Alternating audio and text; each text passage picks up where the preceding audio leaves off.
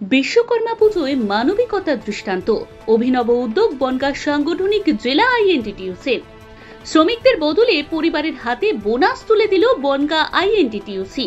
কিন্তু কেন এমন পন্থা নেওয়া হলো? আসল কারণ জানলে এই সংগঠনের ভাবনাকে কুর্নিশ জানাবেন। বিশ্বকর্মা পুজো মানে শিল্পের দেবতা ও যন্ত্রপাতির বন্দনা, কিন্তু এবছর বনগাঁ সাংগঠনিক জেলার আইএনটিটিইউসি এক ভিন্ন ধর্মীয় উদ্যোগ নিয়ে সকলের নজর কেড়েছে। পুজো ও মণ্ডপ সজ্জায় আকর্ষণ তো রয়েছেই, তাছাড়া শ্রমিকদের প্রতি মানবিকতা ও তাদের পরিবারের কল্যাণের কথা মাথায় রেখে এক অসাধারণ দৃষ্টান্ত স্থাপন করেছে। সাধারণত পুজোর আগে শ্রমিকদের হাতেই বোনাসের টাকা তুলে দেওয়া হয়, কিন্তু বনগাঁ বাস মালিক ও শ্রমিক সংগঠনের এই বছরের উদ্যোগটি ছিল সম্পূর্ণ ব্যতিক্রমী। শ্রমিকদের হাতে সরাসরি বোনাস না দিয়ে তাদের পরিবারের সদস্যদের হাতে, যেমন বাবা মা স্ত্রী অথবা ছেলে মেয়েদের হাতে পুজোর বোনাস তুলে দেওয়া হয়েছে। প্রায় 2000 শ্রমিকের পরিবারের হাতে তুলে দেওয়া হয় বোনাসের টাকা। আজ বিশ্বকর্মা পুজো, আমাদের শ্রমিকদের আজকে আনন্দের দিন। তা খেটে খাওয়া মানুষ, মেহনতি মানুষ, তাদের হাতে বোনাস আজকে আমরা তুলে দেব। বাসের শ্রমিকরা আছে, লরির শ্রমিকরা আছে, অটো শ্রমিকরা আছে, টোটো শ্রমিকরা আছে, বিড়ির শ্রমিকরা আছে। আমরা 18 থেকে 2000 লোক আজকে আমাদের এখান থেকে বোনাস নেবে।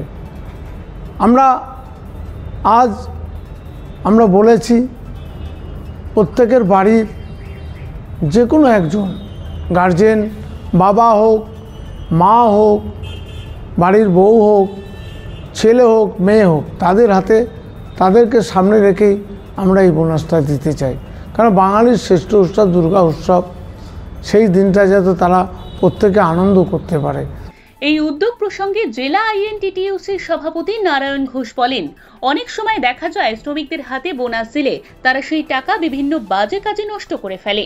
এতে পরিবারের প্রয়োজন মেটানোর বদলে উল্টে তাদের সমস্যা বাড়ে। তাই আমরা সিদ্ধান্ত নিই পরিবারের হাতে টাকা তুলে দেওয়ার, যাতে এই অর্থ সঠিকভাবে পরিবারের কল্যাণে ব্যয় হয়। অনেক সময় দেখা যায় বা আমরা জানতে পারি যে টাকা অনেক সময় ঠিকমতো বাড়ি পৌঁছায় না।